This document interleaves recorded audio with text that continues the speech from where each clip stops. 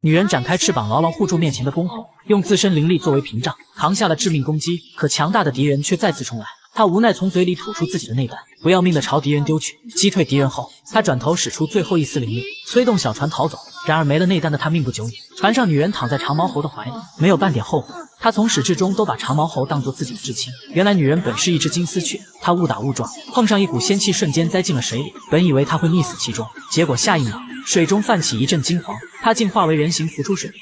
而与此同时，一块磐石也有了灵性，可它却化为了一只长毛猴。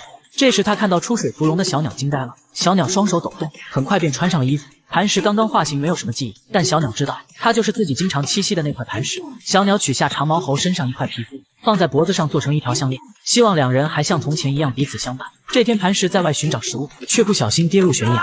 小鸟听到它的声音，迅速变回真身，在磐石即将落地时稳稳拉住了它。刚化形的磐石连最基本的生存技能都不会，为了能帮助磐石好好活下去，小鸟来到猴子部落，将磐石介绍给了猴长老。很快磐石就融入了猴群，可不料天上突然出现几个庞然大物，原来是仙界天兵天将。他们在凡间除妖时发现了猴群，十恶不赦的大妖他们还没清理干净，却对这群灵智初开的小猴发起了进攻。小鸟拉着磐石赶紧逃跑，小猴子们一个个被斩杀，猴长老也被人刺死。磐石本想上前拼命，但被小鸟和灰猴制止。他们逃到海边的小船上，灰猴将两人推入海中，自己则没打算上船。他做好了将死的准备。不一会天兵追来，灰猴被他活活打死。磐石对着天兵质问，他们到底做错了什么就被如此对待？然而回答他的却是天兵无情的攻击。小鸟展开翅膀为他扛下了最后不惜吐出自己的内胆，帮助磐石逃走。磐石看着奄奄一息的小鸟，他拼命划着船只，或许到了岸边就能给小鸟疗伤了。可小鸟还是没能坚持多久，他在磐石怀里慢慢没了呼吸，眨眼间变回了原形。磐石捧着小鸟，眼泪止不住流落。小鸟不仅是他的救命恩人，更像他的至亲。磐石一时伤心过度，竟晕了过去。这时天上一神仙看到了这感人的一幕，凡间的妖也有这等情深意重。他施法将小船助推到岸边，醒来后的磐石连忙捧着小鸟寻找医治方法。不料半路他踩到了猎户的夹子，手中的小鸟脱手而出，随后赶来的猎户竟当着他的面把小鸟生吃了。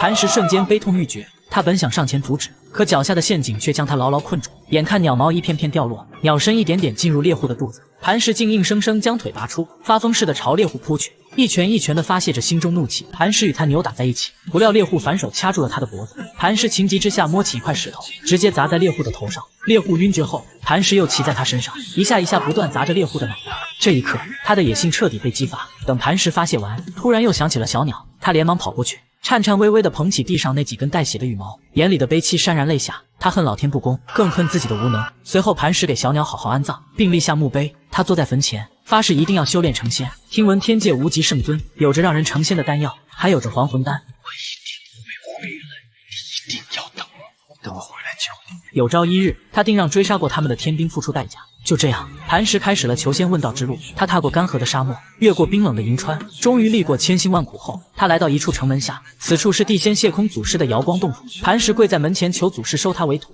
然而他等了很久，却没有任何回应。府中的谢空祖师其实第一时间就察觉到了磐石，他闭上眼，瞬间探查到了磐石不久前的经历。当他看到磐石杀人的画面，便知道他执念和戾气太重，起初并不打算收磐石为徒，而磐石以为这是对他的考验，于是他就一直跪在门前。不知不觉，他又度过了几个春夏秋冬，只有府中好心的妹子偶尔出来给他送点吃的，还好生劝磐石离开。可他怎能轻易放弃？他在小鸟坟前发过誓，一定要修炼成仙复活小鸟。但他没想到，比他晚来的凡人都可以进入府中，而唯独他不可以。原本磐石还要继续这样跪下去，不料府中走出几人对他一顿羞辱，一个臭妖怪竟还想修仙，不由分说便对着磐石一顿拳打脚踢。这时妹子发现了他们，赶忙出来阻止。本就虚弱的磐石被打出了鼻血，怎料鲜血落到地上，不一会竟长出一朵鲜花。府中弟子再次上前赶他走。就在这时，门内传来谢空祖师的声音：“带他进来吧。”谢空祖师竟直接收他为亲传弟子，并施法将他变化成人的模样，给磐石取名为石有无。但他的到来惹得所有弟子的不满，刚才还被他们胖揍的小妖，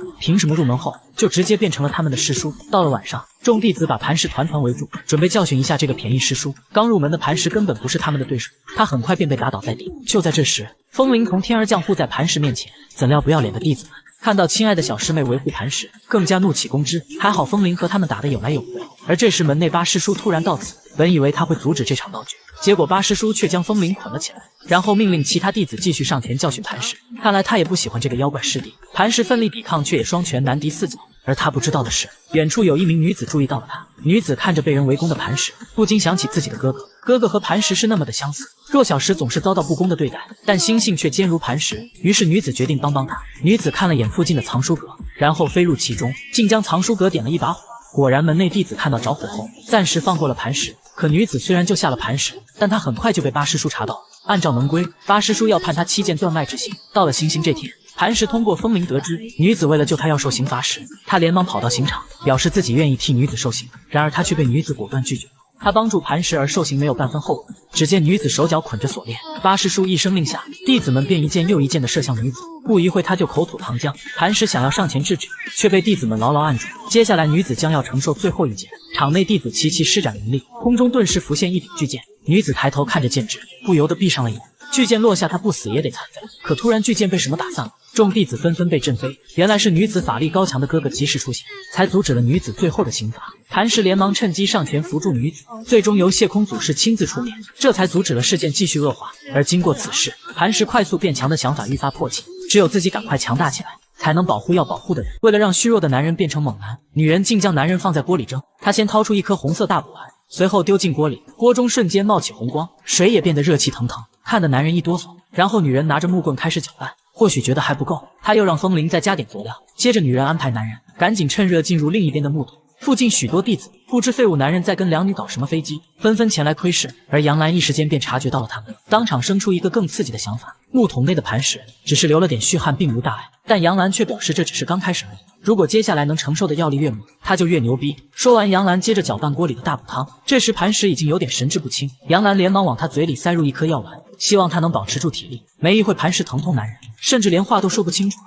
风铃上前趴在他嘴边，却听到磐石说再给他加大剂量。原来磐石极度渴望快速变强，不仅不想让别人欺负，更想要复活曾经相依相伴的小鸟。本来他拜在谢空祖师门下，以为祖师很快便能教自己修炼，可不曾想谢空祖师却教他悟者道。悟者道没有100年沉淀不可能练得成，于是他铤而走险，偷偷修炼几十年便可速成的行者道。如今他到了瓶颈，只能利用这种方法强行突破。杨澜想起磐石昨晚跟他说过的话，毫不犹豫将5倍剂量的药草放进锅里。他能体会磐石要变强的心。下一秒，磐石一声怒吼，双眼猩红。他在此时突破了修为，这一幕把窥视的弟子看懵了。可突然，磐石再次怒吼，结果竟变成了一只猴子。原来这就是磐石本来的真身。他脑袋一阵刺痛，有点走火入魔。磐石刚要发疯，杨澜朝附近抬了抬脑袋，磐石立马发现了这群弟子，然后发疯似的追了过去。杨澜看着疯批磐石，却高兴得不行，因为行者一道是孤独的，唯有打斗历练才能步步巅峰。只见磐石敏捷如火，3两下便把门内弟子干翻。就在磐石继续发泄时，2位师叔连忙出现阻止。本就看磐石不爽的老八，仗着自己修为比磐石高2阶，